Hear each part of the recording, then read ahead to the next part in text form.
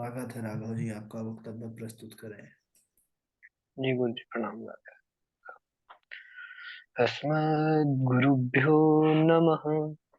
अस्मत् परम गुरुभ्यो नमः। अस्मत् सर्वगुरुभ्यो नमः। श्री राधा कृष्णाभ्यां नमः। लंबोदरं परमसुन्दरमेकदन्तं पीताम्बरं त्रिनयनं परमं पवित्रम् उद्यद्दिवाकरनिभोज्ज्वलकायकान्तं विघ्नेश्वरं सकलविघ्नहरं नमामि। शरीरं स्वरूपं ततो वा कलत्रं यशश्चारुचित्रं धनं मेरुतुल्यं मनश्चैन लग्नं श्रीगुरुरङ्घ्रिपद्मे ततः किं ततः किं ततः किं ततः किम् नारायणं नमस्कृत्य नरं चैव नरोत्तमं देवीं सरस्वतीं व्यासं ततो जयमुदीरये। जयतु जयतु देवो देवकी नन्दनो अयं। जयतु जयतु कृष्णो वृष्णीवंशप्रदीपः। जयतु जयतु मेघश्यामलः कोमलाङ्गः। जयतु जयतु पृथ्वीभारनाशो मुकुन्दः।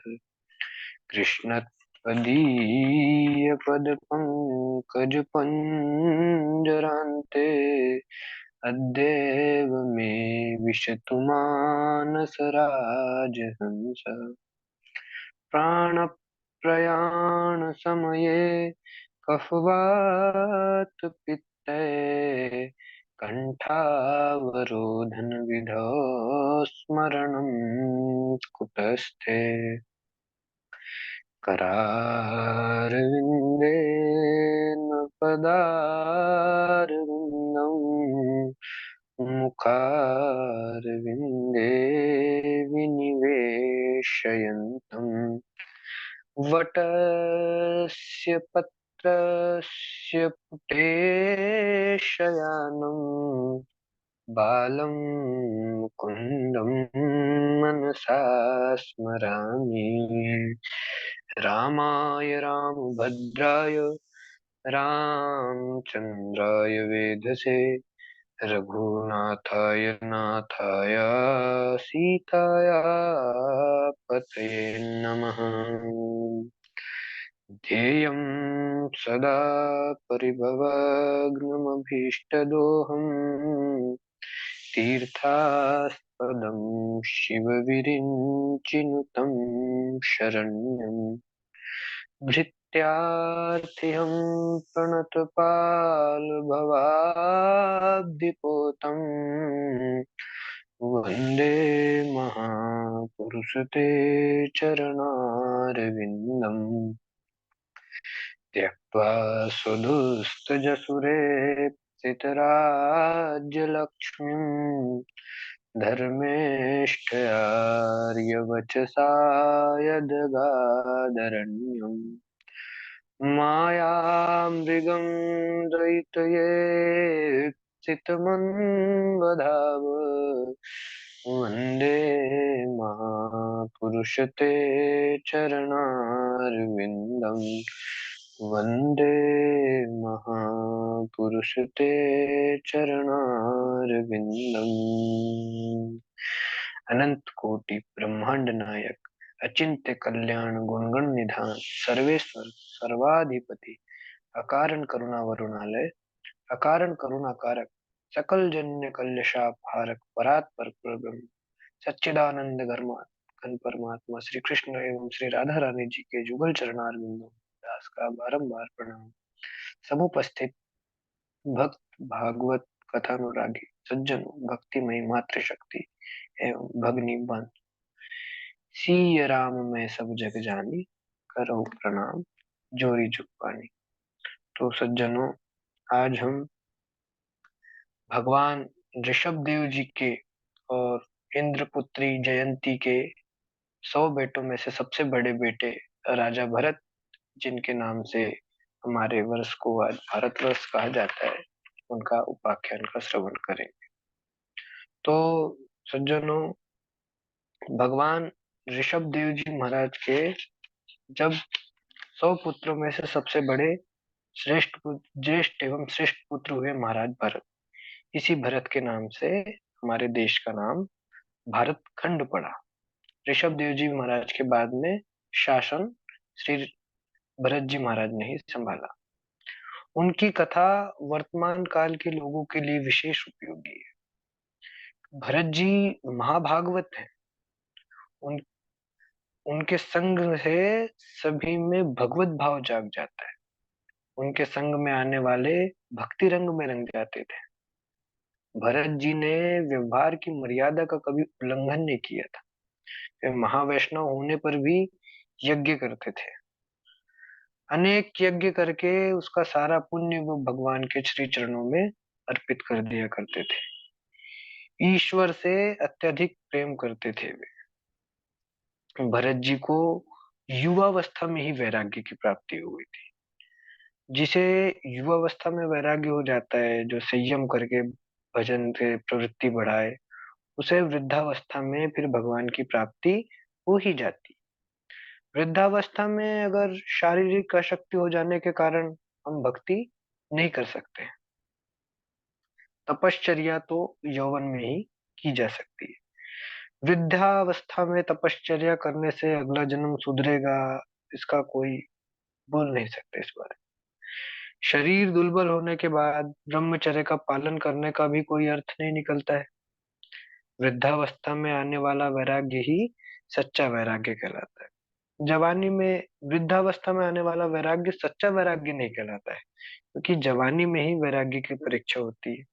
जिसके पास कुछ नहीं है, जो बिल्कुल कंगाल है, गरीब है, वो अगर कुछ त्याग करे तो उसके त्याग का कोई अर्थ नहीं होता। जो कोई बहुत बड़ा आदमी हो, बहुत पैसे वाला हो, फिर वो उन सब सब चीजों का त्याग करके फिर संन्यास ग्रहण करे तो उसका अर्थ होता है। जवानी में सुख संपत्ति होने पर भी जिसका मन विषय सुखों में ना रमे, उसे ही सच्चा वैराग्य कहलाता है। भरत जी का मन घर में नहीं लगा। वे राज वैभव सुख संपत्ति स्त्री पुत्र आदि सभी कुछ है, परंतु उनको लगा कि आंखें बंद होने के बाद ये कुछ भी नहीं रह सकता। जो हमारे इस जन्म के पूर्व जन्म के जितने भी रिश्तेदार थे, वे कोई भी नहीं है इस जन्म में, और मृत्यु के पश्चात इस देह के कोई रिश्तेदार नहीं रहेंगे। जो आरंभ में नहीं है और अंत में भी कोई नहीं रहेगा। बस ये जो बीच का समय है, इसी में माया हमको भरमाती है। भरत जी सोच ही रहे थे कि मैंने सांसारिक सुख भोगों का कई वर्षों तक उपभोग किया है। अब इसका मैं विवेक पूर्वक, क्योंकि त्याग भी कर रहा हूं तो विवेक पूर्वक त्याग करूंगा। उन्होंने यौवन में बुद्धि पूर्वक सारे सांसारिक सुखों का त्याग किया। अब ऐसा है, विषयों का अगर अनिच्छा से बलात् अगर उनको छोड़ना पड़े तो दुख होता है, किंतु विषयों को हम समझकर जानबूझकर समझ स्वैच्छिक हमारे मन से त्याग करें तो हमको बहुत शांति की प्राप्ति होती है। यदि विषय हमें छोड़ जाए तो अशांति होती है, किंतु हम अगर स्वयं उन विषयों को छोड़ दें तो बहुत शांति की प्राप्ति होती है। ईश्वर की माया विचित्र है। भरत जी महाराज ने राज्य का त्याग तो कर दिया, रानियों का त्याग कर दिया, सर्वस्व त्याग करके वो वन में चले आए। लेकिन माया इतनी विचित्र है कि वन में आने पर एक मृगवाल से स्नेह हो गया। भगवान को अपना मन देने के स्थान पर उन्होंने अपना मन उस मृग शावक, उस मृगी के बच्चे को अपना मन दे दिया। इस आसक्ति के कारण उनका ध्यान भजन सब खंडित होना पड़ा। अगले जन्म में उनको उसी मृग योनि में जन्म लेना पड़ा। इसलिए सज्जनों, जगत के किसी भी पदार्थ से इतना इतना स्नेह मत करो जिससे वह स्नेह तुम्हारी प्रभु भक्ति में बाधा बने और जिससे तुम्हें अगला जन्म लेना पड़े। भरत मुनि के मन में उस मृग के शावक के लिए जो आसक्ति ने जन्म लिया, वह उनके ही पुनर्जन्म का कारण बनी। इसलिए श्री रामकृष्ण परमहंस जी कहा करते थे कि संसार में हमें कैसे रहना चाहिए। संसार में हमें नौका की भांति रहना चाहिए। नौका जब तक पानी में तैरते रहती है तब तक ठीक है, लेकिन अगर नौका में पानी आ जाए तो वह डूब जाती है। इसी प्रकार संसार में हम रहते हैं, किंतु हमारे अंदर संसार को मत रहने। निर्लेप भाव से संसार में रहो। अगर मन में किसी वस्तु का प्रवेश हो जाता है तो वहां फिर मनमोहन हमारे नहीं रहते, वे चले जाते हैं। विषयों का चिंतन करने से ही हमारी आत्मशक्ति नष्ट हो जाती है। प्रतिकूल संयोग में, प्रतिकूल वातावरण में किस प्रकार भजन किया जाए, यह प्रहलाद जी ने जगत को बताया कि कितना भी उनको तो कितनी त्रासें दी गई है, फिर भी उन्होंने भगवान का भजन नहीं छोड़ा गया। और अनुकूल वातावरण के रहते पर भी अगर मनुष्य सावधान नहीं रहा तो वह भजन नहीं कर सकता। इस दृष्टांत को हम श्री भरत जी महाराज के आख्यान से समझ सकते हैं। घर में जितनी भी वस्तुएं हैं वो भजन में हमारे बाधा नहीं है, लेकिन जो हमारे मन में बसी हुई वस्तुएं हैं वही हमारे भजन में बाधा देती है। इसलिए श्री भरत जी महाराज ने सोचा कि अब मुझे तप करना है, इसलिए भरत जी अकेले ही तप करने के लिए चले गए। वे गंडकी नदी के किनारे पर जाके वहां पर भगवान का भजन ध्यान करने लगे।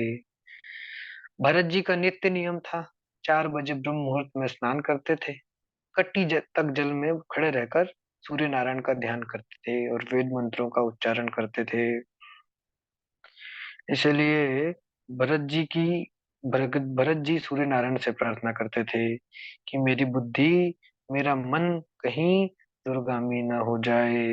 भगवान के तेजोमय रूप का मैं हमेशा चिंतन करते रहूं। और वह भगवान की मानसी सेवा किया करते थे, सब में भगवान देखते थे। मानसी सेवा करना भी सरल नहीं होता है, इसलिए वह भगवान का ध्यान पूर्वक मानसी सेवा किया करते थे।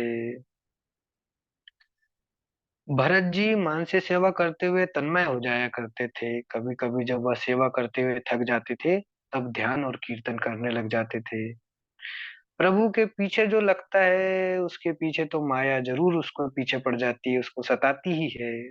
सांसारिक विषयों में जो फंसा हुआ है माया उसे नहीं सताती, क्योंकि माया मानती है या तो मरा हुआ है। अब जो मरा हुआ है उसको मैं क्यों मारूं। जो व्यक्ति प्रभु के पीछे पड़ा है उसे माया अधिक सताती है, किंतु जो माया के प्रवाह में नहीं बहता उसके लिए वह बाधा रूप नहीं होती है। माया मानती है कि जो मेरे प्रवाह में बह गया वह मेरा बंदी है, वह मेरा कैदी हो गया है। माया की गति बड़ी विचित्र है। कमर तक जल में भरत जी खड़े हुए थे। ग्रीष्म ऋतु का समय था। एक गर्भवती हिरणी प्रातः काल के समय जलपान करने के लिए एक सरोवर के किनारे आई। इतने में कहीं से एक सिंह ने गर्जना की, जिससे वह हिरणी भयभीत हो गई। उसने सोचा कि मैं छलांग लगाकर गंडकी नदी को पार कर लूं। उसने जोर से छलांग मारी, किंतु गर्भिणी हिरणी थी, प्रसव काल का समय समीप था। अतः हरिण बाल का जन्म हुआ, उस शावक का जन्म हुआ और वह उस नदी में गिर पड़ा। और वह हिरणी दूसरे किनारे पर कूदी और कूदते ही उसके भी प्राणांत हो गए। तब भरत जी ने उस मृगबाल को नदी के जल में पड़ा हुआ देखा। उन्होंने इस बच्चे में भी, जब सब में भगवान का दर्शन करते थे तो इस बच्चे में भी भगवान का दर्शन किया।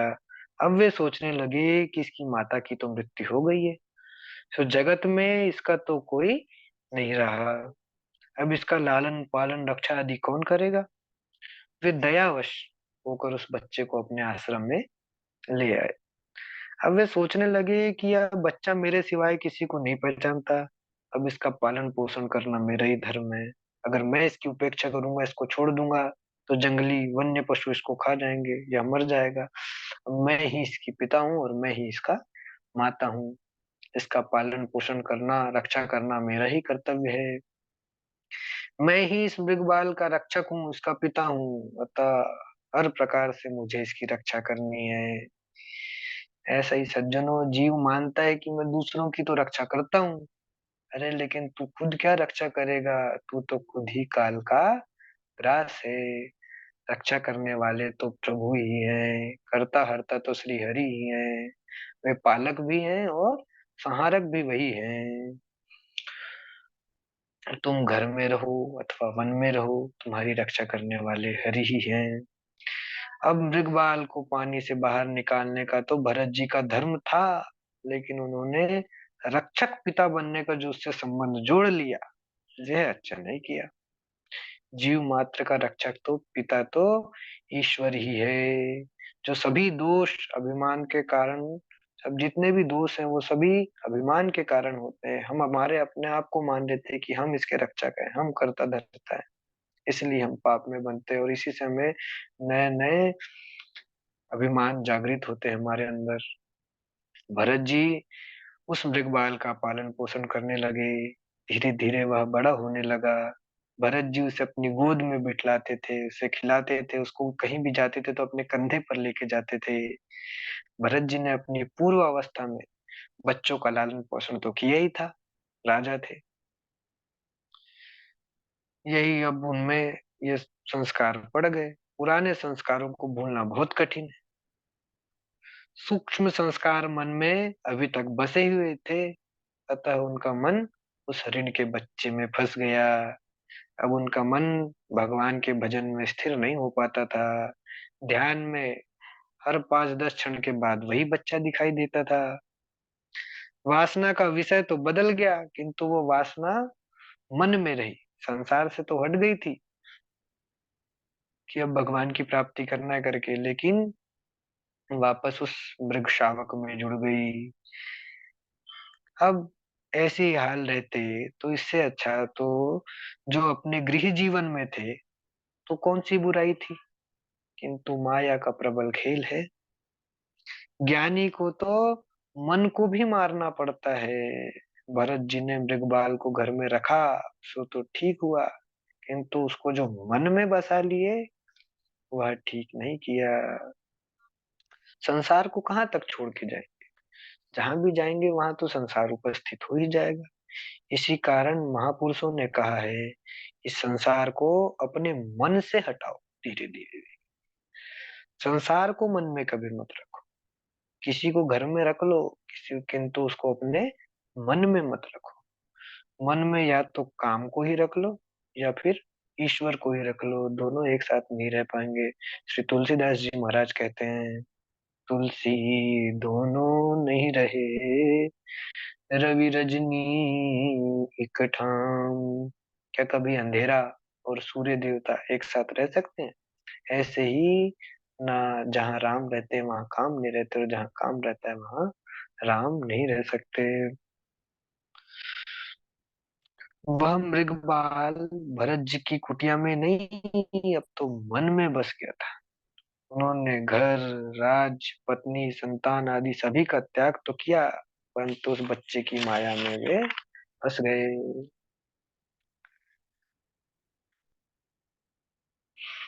भरत जी अब दिनों दिन उस बच्चे के पालन पोषण में व्यस्त रहने लगे।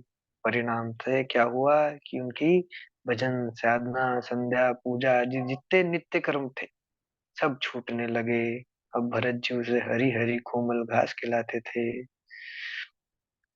भरत जी जब उसको देखते थे सोचते थे, वाह कितना सुंदर हो गया है, कितना सयाना हो गया है। दिन प्रतिदिन उनकी आसक्ति उस मृगबाल में बढ़ती चली जा रही थी। एक दिन वह बच्चा खेलता कूदता घने वन में चला गया। रात होने पर भी वह वापस नहीं लौटा। अब मुन्नी को चिंता होने लगी कि मेरे बच्चे को क्या हुआ होगा, वह कब लौटेगा। काल को कभी दया नहीं आती है। वे चंद्रमा से पूछने लगे, चंद्रदेव से पूछने लगे कि यह कब आएगा, यह कहाँ चला गया है? तुमने मेरे प्यारे मृग शिशु को देखा है? तुम उसकी रक्षा करो करके मैं तुम्हें आशीर्वाद देता हूँ। अब यही सब हो रहा था कि इतने में वह वृक्षावक वापस लौट आया। उसे देखते ही भरत जी उसे हृदय से लगा लेते और कहते हैं, बेटा तुम कहाँ चले गए थे? अब कभी मुझे छोड़कर मत जाना। अब ऐसा ही हुआ और भरत जी को पकड़ने के लिए काल आ गया।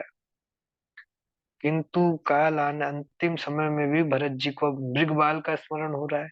उन्होंने भगवान का चिंतन नहीं किया, अब उस मृगबाल का ही चिंतन किया कि मेरे पश्चात अब इसका क्या होगा, क्योंकि ये मेरे सामने बैठकर मेरे लिए आंसू बहा रहा है, मेरे बाद कौन इसका पालन करेगा। गीता में श्री भगवान कृष्ण कहते हैं, यम यम वापि स्मरन् भावं त्यजत्यन्ते कलेवरम् तं तमैवेति कौन्तेय सदा तद्भाव भावितः। इस मृग बाल के लालन पोषण करने में भरत जी को अपने आत्म स्वरूप का विस्मरण हो गया था, उसको भूल गए थे वो। इसलिए भगवान कहते हैं कि जो अंतिम समय में जिसका स्मरण करते हुए देह त्याग करता है, अपना शरीर त्यागता है, वह अगले जन्म में उसी योनि को प्राप्त होता है। इसीलिए मृत्यु के समय मृगबाल का चिंतन करते रहने के कारण महाराज भरत को अगले जन्म में मृग का ही शरीर मिला। मनुष्य अपने अगले जन्म की तैयारी अपने पुनर्जन्म से तैयारी में अगले जन्म हमें कैसे लेना उसकी तैयारी इसी जन्म में कर लेता है।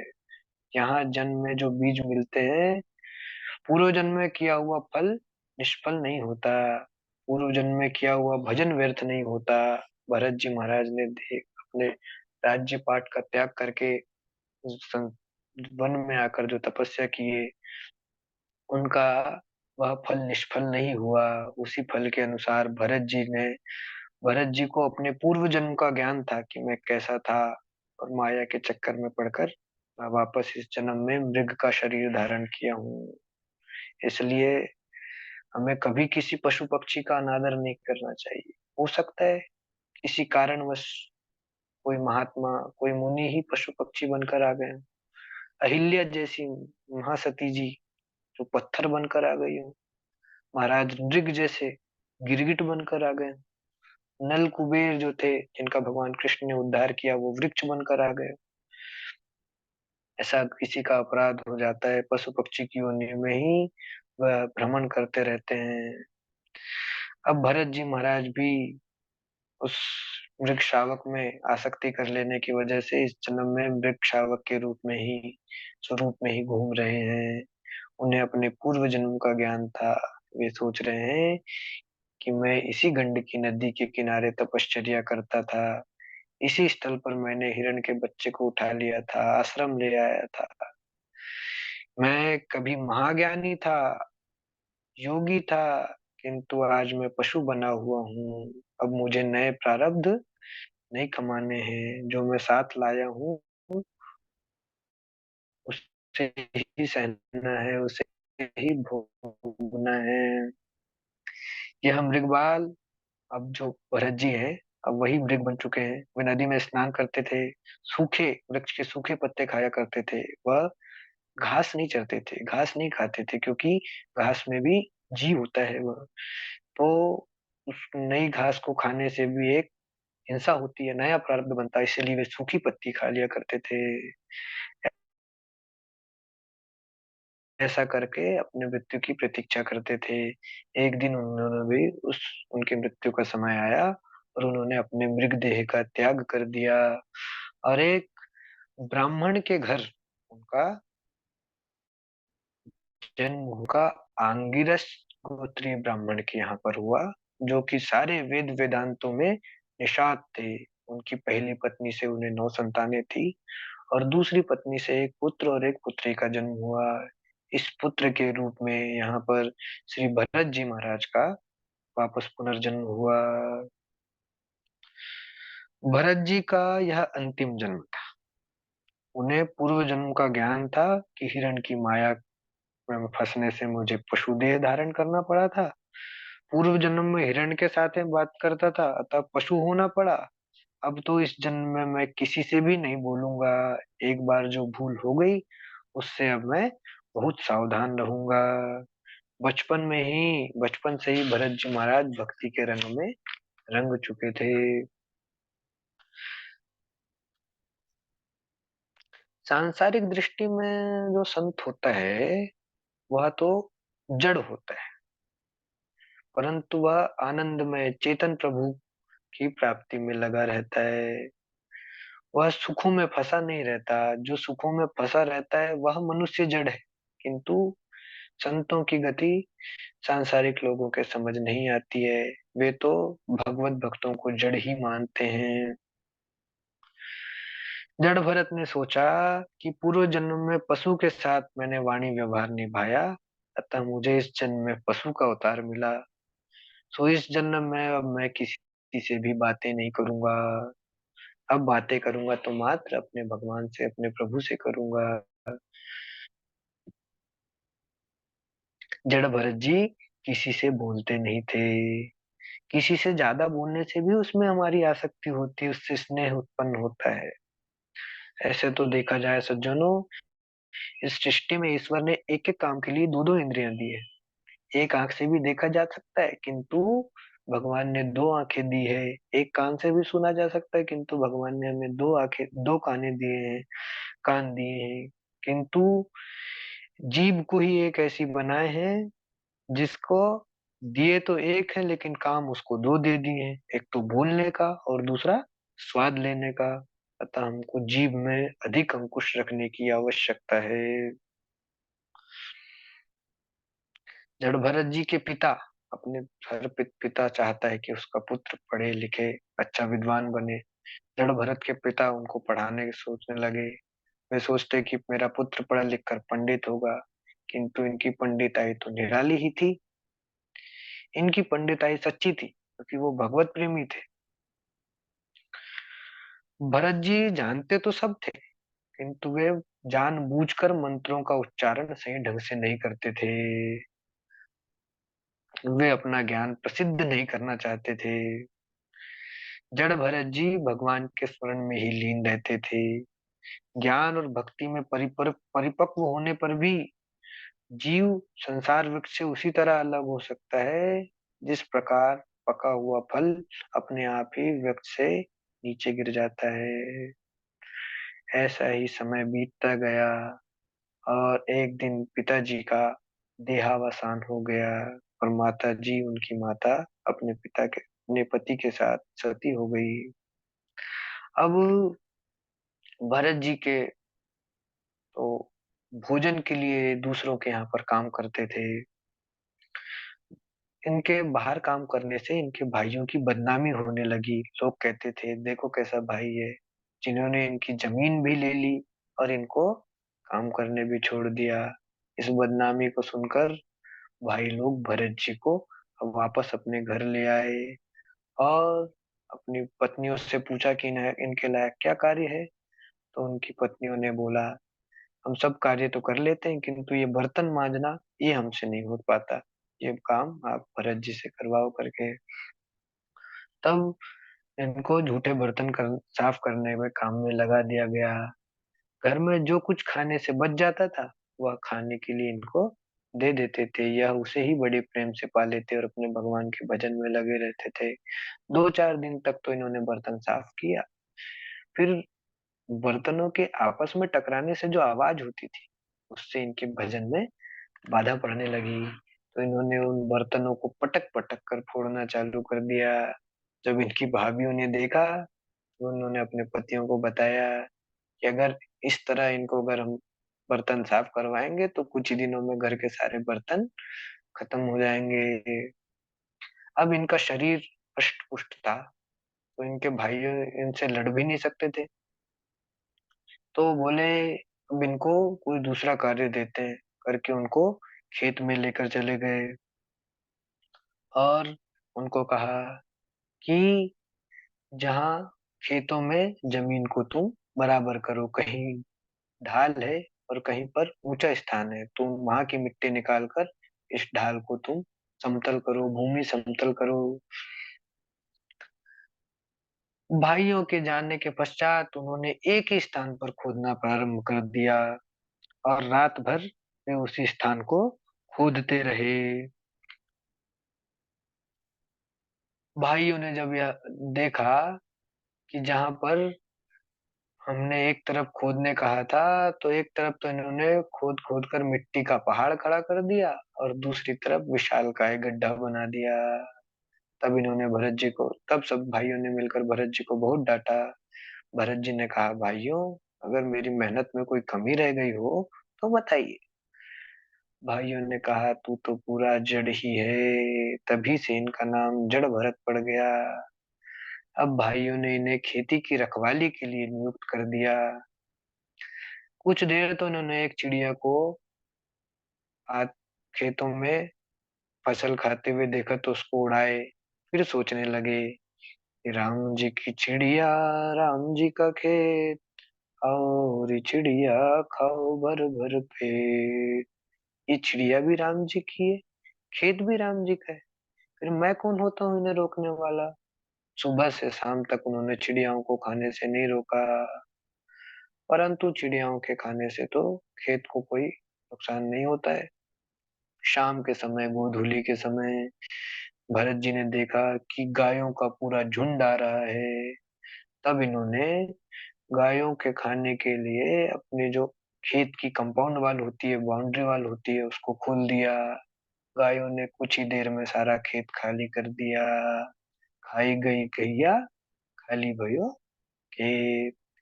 भाइयों ने जब यह देखा तो भरत जी पर बहुत नाराज हुए और उन्हें घर से भगा दिया।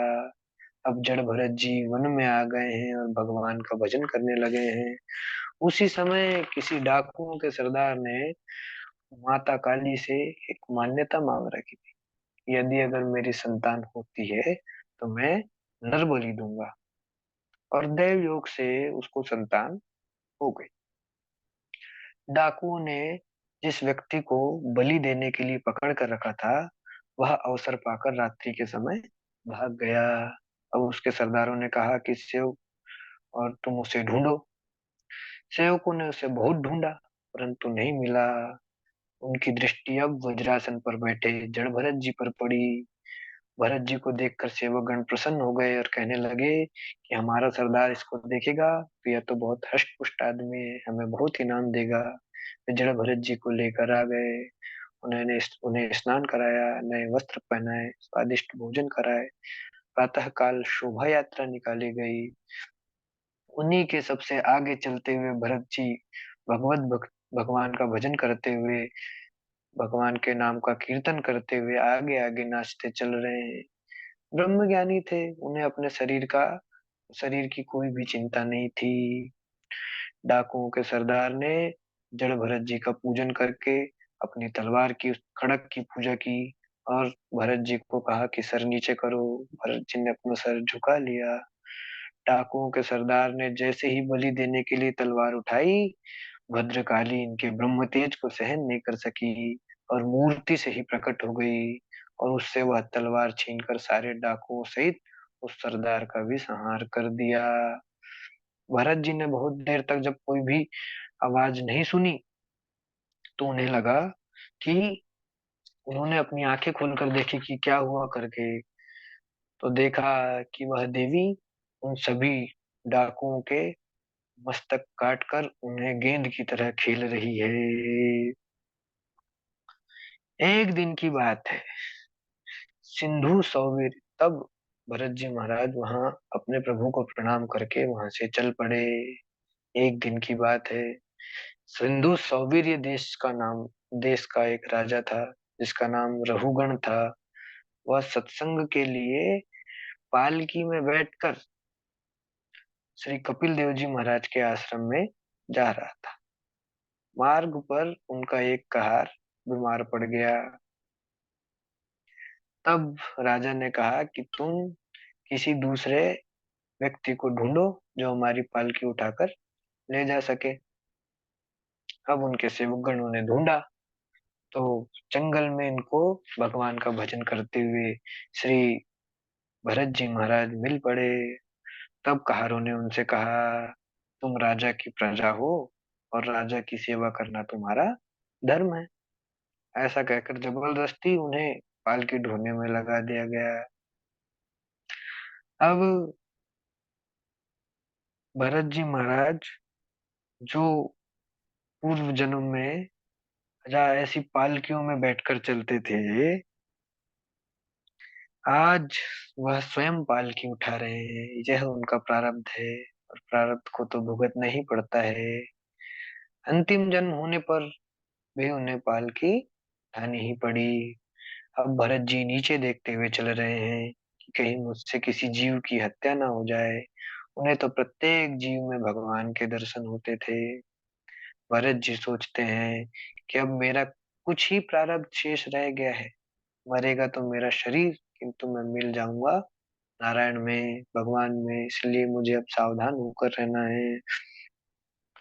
भरत जी रास्ते में भी प्रभु को मनाते हुए भगवान का ध्यान करते हुए चलते हैं। रास्ते में अगर कहीं चींटी दिखती तो भरत जी कूद जाते थे। ऐसा करने से पालकी का ऊपरी भाग राजा के सिर से टकरा जाता था। तब राजा ने सेवकों से कहा कि तुम अच्छे से चलो, मुझे कष्ट हो रहा है।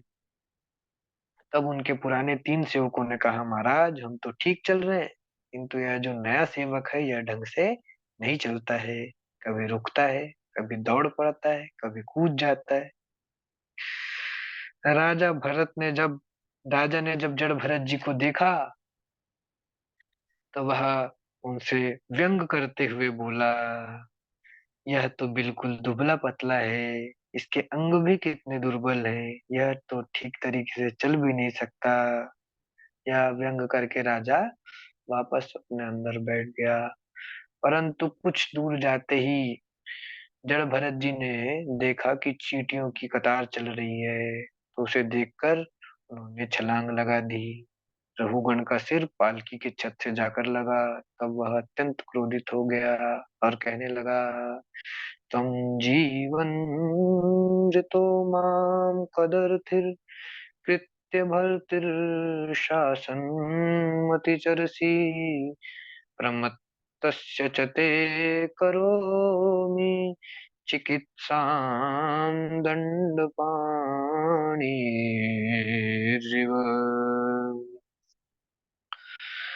तुम जीते जी ही मुर्दे के समान हो जो मेरी आज्ञा की अवहेलना कर रहे हो। मैं यमराज के समान तुम्हारी चिकित्सा कर दूंगा। अब इस प्रकार जब वह राजा क्रोधित होकर बोला, तब महाराज भरत जी ने सोचे कि राजा से ना तो मैंने पैसा लिया है, ना इसका कुछ खाया है, किंतु यह फिर मुझे मारने का तैयार हो चुका है, मारने को तैयार हो गया है। मुझे मारने का राजा को क्या अधिकार, किंतु यह तो अभिमानी हो गया है, मदान्ध हो गया है। उस समय भरत जी की कुछ भी बोलने की इच्छा नहीं थी, किंतु उन्होंने सोचा, शरीर तो पुष्ट है, दुबला पतला होना तो शरीर का धर्म है, आत्मा को तो कुछ भी नहीं होता। यह राजा मेरे शरीर से बातें करता है, अतः उसके साथ बोलना आवश्यक नहीं है, मैं मौन ही रहूंगा। फिर भरत जी सोचने लगे कि मेरा अपमान कुछ भी महत्व नहीं रखता है, किंतु मैंने जिसे उठाया है उस रहुगण राजा का यदि नरक में वास हुआ तो पृथ्वी से सत्संग की महिमा ही नष्ट हो जाएगी। कि यह सत्संगी व्यक्ति था, कपिल जी महाराज का सत्संग करता था, किंतु उसके पश्चात भी नरक में गया। जगत में सत्संग की बहुत बड़ी महिमा है, चाहे जो भी हो जाए, किंतु राजा को जब अब मैंने अपने कंधे पर रख लिया है तो फिर इसका उद्धार करना मेरा ही भार है, मेरा ही कर्तव्य है। उन्होंने राजा को उपदेश देने का निश्चय किया। यह रघुगण राजा पूर्व जन्म में वही मृग था जिसे भरत जी महाराज अपने कंधे पर उठाकर चलते थे। आज रघुगण के कल्याण के लिए श्री जड़ भरत जी महाराज ने कहना प्रारंभ किया, त्वयोदितं व्यक्तमपि प्रलब्धं भर्तुः समय स्याद्यदि वीरभारः गन्तुर्यदि स्यादिगम्यमध्या पीवेतराशो न विदां प्रवादा। राजन, तुम्हारा कहना सत्य है। मैं पुष्ट नहीं हूँ, पर तुम्हारे कथन से ना तो मेरी निंदा हुई और ना ही मेरा उपहास हुआ। मोटापन या दुबलापन तो शरीर का धर्म है, इससे आत्मा का कोई भी संबंध नहीं है। हे राजन, मैं जीते जी ही मरा हुआ हूँ, ऐसा जो तुमने कहा वह भी सच है, क्योंकि सारा जगत जीते जी ही मृत समान है। यह पालकी भी मरी हुई है, इसमें बैठे तुम भी मरे हुए हो। सभी विकारी वस्तुओं का आदि और अंत होता है।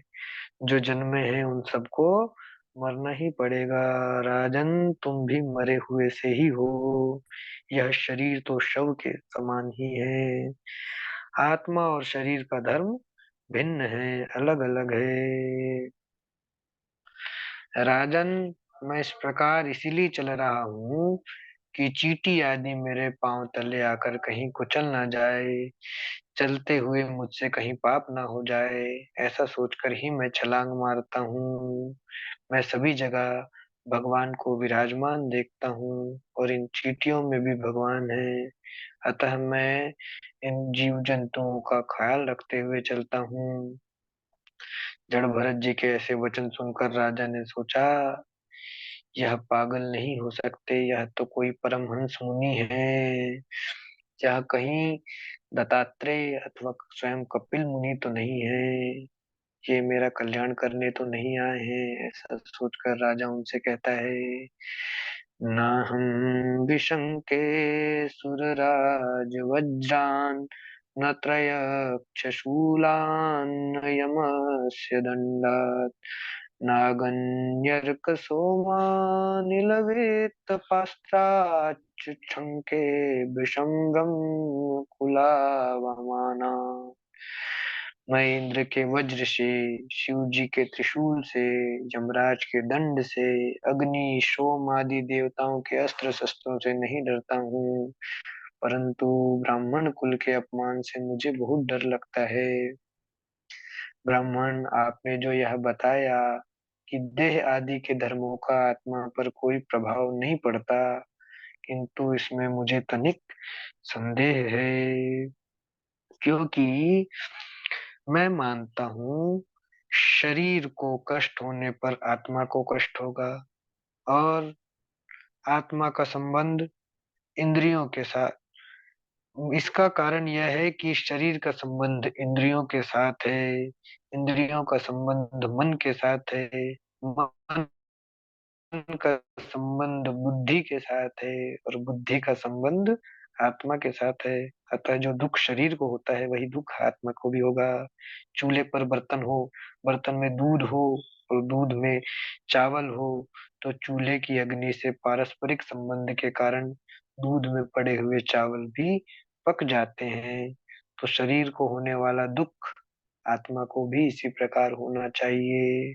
तब जड़ भरत जी ने कहा, राजन, यह मिथ्या है। आत्मा किसी से लिपायमान नहीं होती है। अग्नि पर रखे गए बर्तन में दूध में पड़े हुए चावल तो पक जाते हैं, किंतु दूध में यदि पत्थर डाल के रखा जाए तो वह नहीं पकते, क्योंकि वे उससे निर्लेप हैं।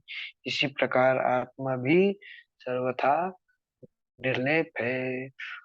और तुम जो अपने आप को राजा कहते हो, तो रंजते प्रजा इति राजा, जो प्रजा का पालन करे उसे ही राजा कहते हैं। तुमने तो बेकार में ही इन सेवकों को पालकी ढूंढने में लगा रखा है। तुम्हें धिक्कार है। रहुगण जब तक महापुरुषों की चरण धूलि से स्नान नहीं कर सकते, तब तक तुम्हें किसी भी साधनों से मुक्ति की प्राप्ति नहीं हो सकती, भगवान की प्राप्ति नहीं हो सकती। मैं पूर्व जन्म में भरत नाम का राजा था। एक मृग में आसक्ति होने के कारण मेरी यह गति हुई है, इसलिए मैं आसक्ति से बहुत डरता हूँ और अकेला ही स्वच्छंद रूप से विचरण करता हूँ। रघुगण जब इस प्रकार के उपदेश को सुनता है, तब उनके चरणों में प्रणाम करके अपना राज्य त्याग देता है और भगवान का भजन करके भगवान को प्राप्त कर लेता है।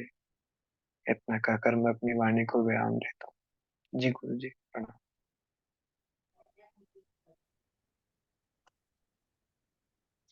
बहुत जी ही बहुत सुंदर बहुत राघव बढ़िया। जी। पूर्ण रूप से एक निष्ठा से, धैर्य से और अपने एक समान स्वर को उतार चढ़ाव से मुक्त रखते हुए आपने कथा श्रवण कराया।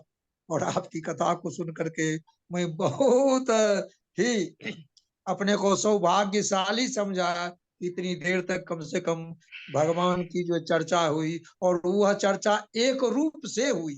न स्वर में कहीं भटकाव आया, न कहीं जल्दीबाजी दिखी, और न कहीं जी मंदता आई। इसलिए आपके इस वक्त की मैं काफी सराहना करता हूँ। और बहुत बढ़िया। भगवान से, राधा माधव से प्रार्थना करता हूँ कि आप इसी प्रकार उत्तरोत्तर विकास की ओर बढ़ते रहे। जय श्री कृष्ण। जय श्री कृष्ण। बहुत बढ़िया, हमारे झा जी तो बहुत कुछ कह दिए।